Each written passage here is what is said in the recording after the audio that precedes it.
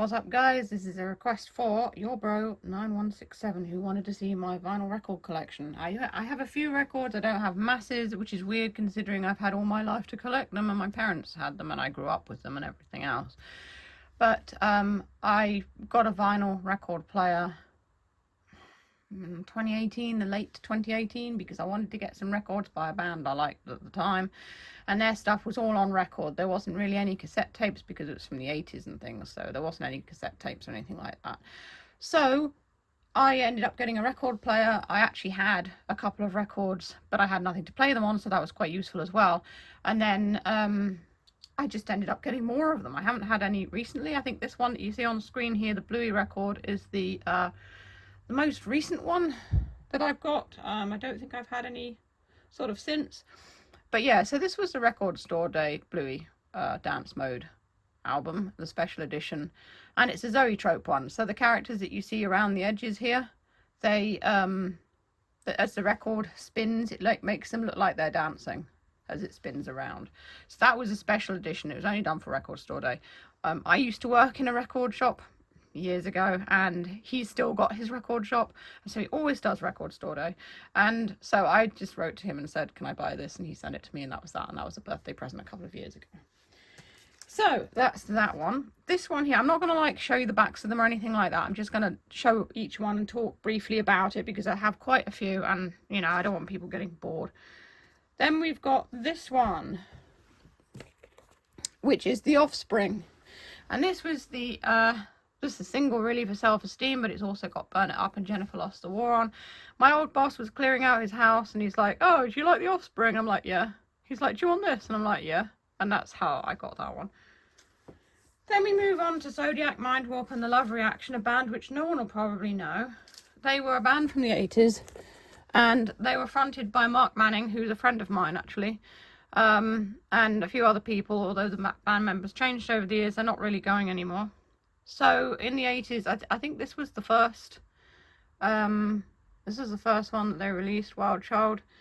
I believe my friend gave me this one, actually. He'd actually heard of them, and it was in his collection, and he gave it to me. I was going through a bit of a rough time at the time, and he gave me this record, and yeah, I was very grateful for it because I really, really like Wild Child. It's one of the band's first songs that they released.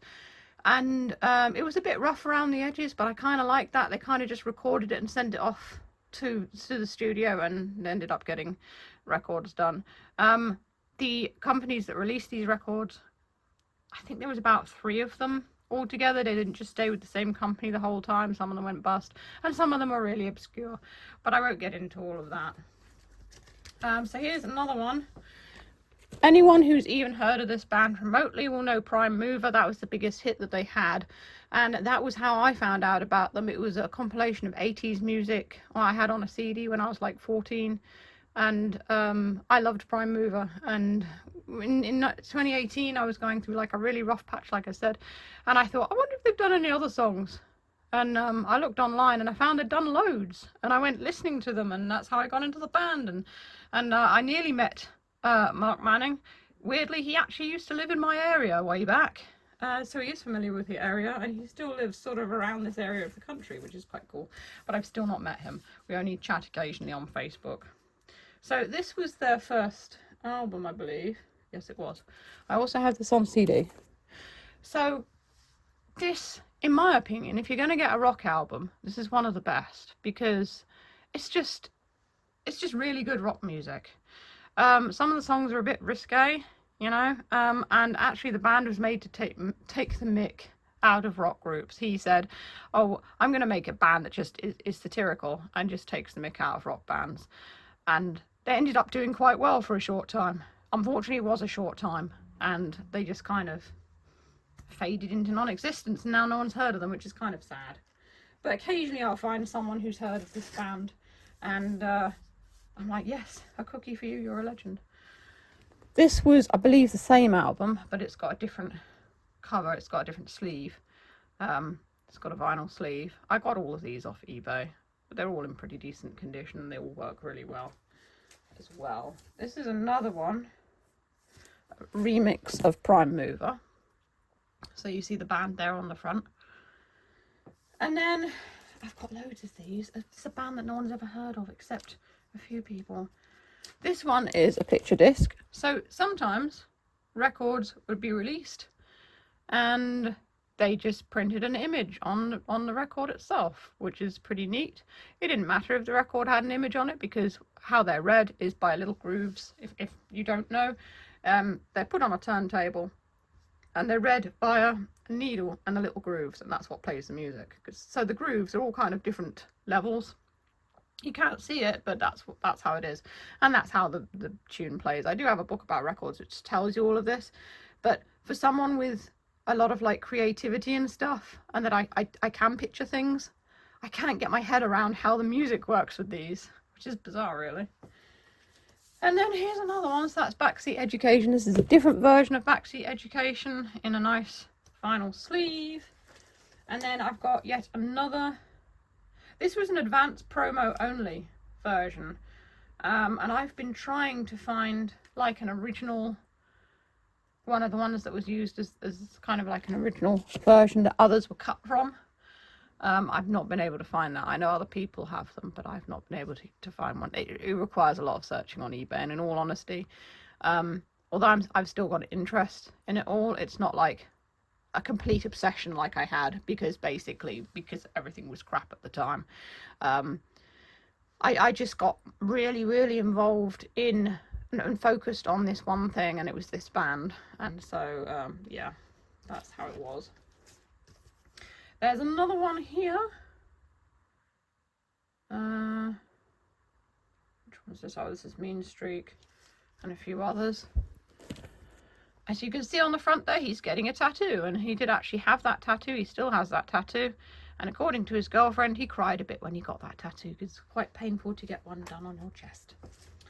And this one is another one, Elvis Died for You. Now, when they released songs like Elvis Died for You, their style had changed slightly in accordance to what their producers said that they wanted from them, and so I like this song. I think it's a good song, but actually the B-side's pretty good. Where's the B-side again? TV Brain. I love TV Brain. It's one of my favourites, and yet it's not a very popular one because it was a B-side. So few people have heard of it because B-sides aren't really the released singles. So Elvis Died for You was a bit of a random one. Then we've got this one. Now this one is in the shape of like a cross, and as you can see there, and so it doesn't matter what shape the record is, so long as the part where the music plays is circular. So you can see here the music, I don't know if there it is, the music's just that little bit there.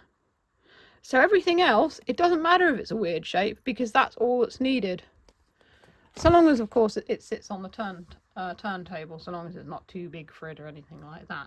So that's a strangely shaped record, which is quite a neat addition to a collection. This one here is a picture disc and is an interview. So you didn't just get music on records, you also got interviews as well. So anything really could be put on a record, the recorded sound. I'm sorry that I've got so many of this band, because this is another one, an interview picture disc, and there's the band mucking about with their instruments on the front there, and just being generally silly because they're all in their 20s. Right, we're moving away from Zodiac now, and we're moving on to Gorillaz. This was a gift for one of my friends. The Now, another picture disc, and I believe on the back, so this is the album. Yeah, there you go. There's the rest of them on the back there. That was when Murdoch took some time out from the band, and so he's not pictured on the back with the others. So I've got a few punk records. Here's The Exploited. If you don't know them, they're a really angry punk band from Scotland. I bought that from a record, we have like a record fair every so often down the seafront, and that's where I got that one from. And of course every punk has to have this one, which is the I'm not going to read the first word because, you know, I don't want to get demonetized, but this particular band, which is the band that really kind of refined punk in the UK. Weirdly, they didn't last very long, but everyone knows them, everyone's heard of them. And I used to think the name of the band was a very bad swear word when I was little, and so I never ever said it. But that's this particular one. Another one that I got, which is quite a pretty Gatefold album, which is an album basically that opens up like a card, and the records are slotted in either side of this card. Is this one, Avenged Sevenfold. That was another one I got from the record store downtown, you know, the record fair. I just went in. The thing is, there's so many, and I'm like, will I like it? If I buy it and I don't like it, what will I do with it? But I got this because the artwork was pretty, and I do like the band, so it does help. But I quite liked the all the artwork and everything like that. So there's another Gatefold LP here, and this one I will get out of its plastic wrapper. This was one that my boyfriend bought me. I think it was for my birthday when we were first together. And it's one that's been a favourite of mine since I was little, Jeff Wayne's musical version of The War of the Worlds. Now, a lot of people are freaked out by this. It was a radio play that they did. It was a musical. It had songs. They broadcast it on the radio. Some people thought the aliens were in fact invading. And that's how it started out, and then they made it into a stage play as well, which I think is still going. And they've also done like a rehash of it with Liam Neeson, and Gary Barlow is doing the songs. It's all right. They've added a few extra things to it. It's not too bad. I still like the original best, but I appreciate the newer one. So this is a Gatefold LP. It opens up, and you've got a lovely picture inside there. So that's them coming across the spaceship when it first lands or crashes to Earth before the aliens come out and start making trouble for everyone. This was based on a book by H.G. Wells, I believe it was. There have been several movies done of it as well. I think it was Tom Cruise was in one of them, the American one they did. And they did one back in like the 70s, which is the one I sort of saw when I was a little kid. The aliens are quite weird and freaky. They're very gelatinous. And there's the back there with the rest of the painting on. So when you have one of these, the records themselves are normally in sleeves. Now sometimes these sleeves also have pictures on them, depending. Now these are just they're just plain black records. They don't have any exciting pictures on them or anything like that. So that's that one. I'll just pop it back in its sleeve.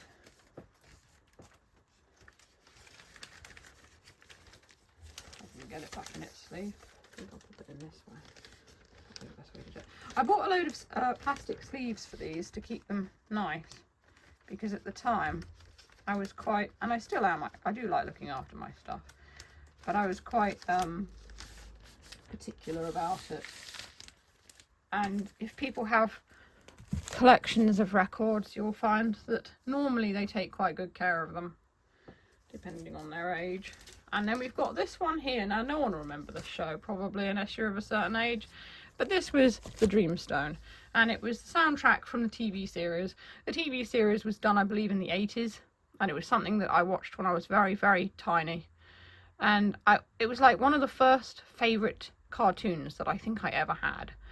And I think it only ran for one season, but they did have a magazine, which unfortunately I don't have any issues of because they got thrown away years ago. The like all of this kind of like the style of the font and everything was very much kind of its time. In fact, I think a lot of like 70s and 80s bands, if they were kind of like rock bands and stuff, they had a sort of similar style. I will show you the back of this because it shows you the characters there. There's the wizard. And Zordrak, he was the evil guy. He's like a big dragon that kind of sat on a big chair, and he, you know, shouted orders to his underlings, and they went off causing trouble. So this one was based on the pilot, I believe, of the series, which was, I think, it lasted for about an hour on the TV because it was a two-part thing. Oh, there we go, 1990. So it was done in 1990. This, or at least the record was. And it had, so the very first pilot episode had like really famous people doing the voices: Bonnie Tyler, Ozzy Osbourne, Gary Glitter, oh dear, Billy Connolly, Frank Bruno, Joe Brown, and Mike Batt and the London Philharmonic Orchestra. So you can actually hear these people singing in the songs, and I'm guessing that's how they kind of got the series to be known in the first place. I can't remember really. I don't think it really did that well. It may have done at the time, but at the end of the day, few people remember it. It's not really become a cult thing. but they made something. But this is why they have these people doing these things. They made something, and they wanted it to be big, so they paid a lot of money to have famous people come in and provide voices for the soundtrack. And I don't know if any of them provided the voices for the characters. I'm not sure as they did, but certainly for the soundtrack, they got in all these people who were big names at the time, and so people would show interest. Oh yeah, you know, it's so and so. And I loved the Dreamstone. I thought it was a great series. It was about, well, the Dreamstone was like this thing that gave everyone in the valley good dreams, and of course the bad guy wanted to get it and change it so to give everyone bad dreams, and he could enslave them. You know how it is with these bad guys, they just do that kind of thing. And he had all of these little kind of like goblin people that were completely useless, his army. And I remember there was like a general character, and there was like a mad scientist who had like 6 pairs of glasses on his nose or something like that, and it was just a fun cartoon, and I enjoyed it. So that was my very first record that I had for years, and at the time I had nothing to play it on. And I remember my dad, he actually had this record player that you could take the songs and make them into MP3s, so I did finally get to listen to it on a CD, because our record player unfortunately broke, so I couldn't play it on that. I may have done when I first had it. I got it off eBay many, many years ago now. And the only other ones I've got are these little tiny singles. So there's Zodiac again. And again, that's Backseat Education. And then I've got these ones. The Good, the Bad and the Queen. Now this was a band, so anyone who knows Damon Albarn from Blur, I spoke about these guys in my last video about my CD collection. For a while, between Gorillaz, he had this band called The Good, the Bad and the Queen. Paul Simonon, the bass player from The Clash, he was also in the band. There was a few other people. And they were good. I went to see them locally, actually. And it was a very good show, although they were like half an hour late. We all stood there like, where are they? Are they even turning up? So we kind of felt a bit annoyed. They literally played the whole set without a break and then disappeared again. I managed to get their autographs, and I did get some really good photos of them, because these guys who like had come from London, they let me stand in front of them because I was shorter than they were. So they were like, oh no, you stand in front of us. And I took pictures and everything, and I've got them all. And the funny thing was, at the time, the newspaper did like a story about them coming to the town, and the pictures in the newspaper were terrible. Someone had taken a photo from the very back of the room, and basically they were playing at a local bar, and it was awful. And I'm like, I should have provided the photos, because they were brilliant. It was like real up close things, and I was very proud, because it was the first proper music gig I'd ever actually been to, like of big names and things that people actually knew. And yeah, it was really good. And Paul Simonon, he was the funniest, because every time I tried to take a photo of him, he looked at me and started wiggling about, which made it really difficult, because of course he was blurry, and I'm like, ah, damn you. And it was all just fun. It was all in good spirits. I actually made a friend there, and he was this older guy. I mean, I guess old enough to be my dad, but I still see him around occasionally, and we always say, oh, have you been to any music gigs?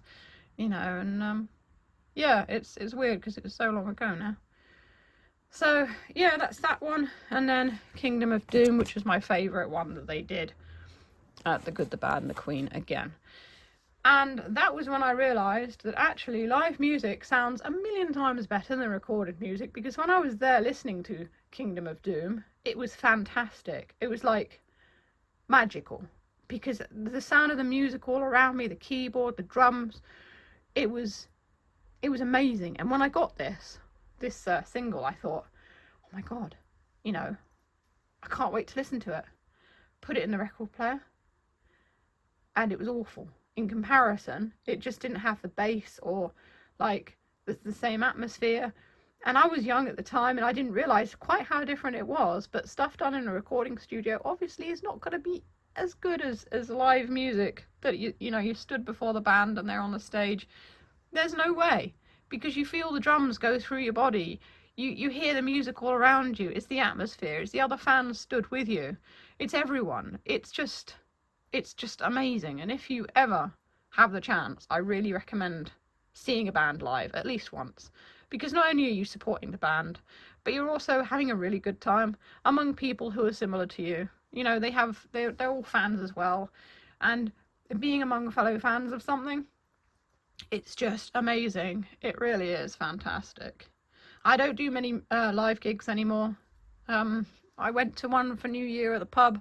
My friends were playing down at the bar, and that was fun, and I just danced the night away. But normally now it's just like I go to local wrestling shows and stuff, which is the same. It doesn't matter if it's a convention, a music gig, a wrestling show, anything where you're around people who are like you, who have like similar tastes, and you can all come together. It's just being there in the moment, which is just fantastic. And like I said, I just recommend it because it's great. I mean, most of you have probably done something like that, even if it's like with your school or whatever, and you're all having fun together. But it's just, yeah, it's brilliant. It really is. So yeah, that's my record collection. I do have a few more, but they're not really very exciting, and I haven't listened to most of them. We found them in a bag that was basically under our balcony in the garden. That's where I did do a video on it. I've got an 80 speed record, which it's like 100 years old, this record, and 80 speed is pretty much unheard of, and they only went for a short time. They can still be played, by the way. Yeah, it's sort of died a death like chocolate records. Yes, they did once, many, many years ago. I don't know how many years ago, but a long time ago, decide, oh hey, let's make a tiny record player and chocolate records, so when you get bored of them, you can eat them. Brilliant idea. Didn't last very long, but yeah, they did actually do chocolate records at one point.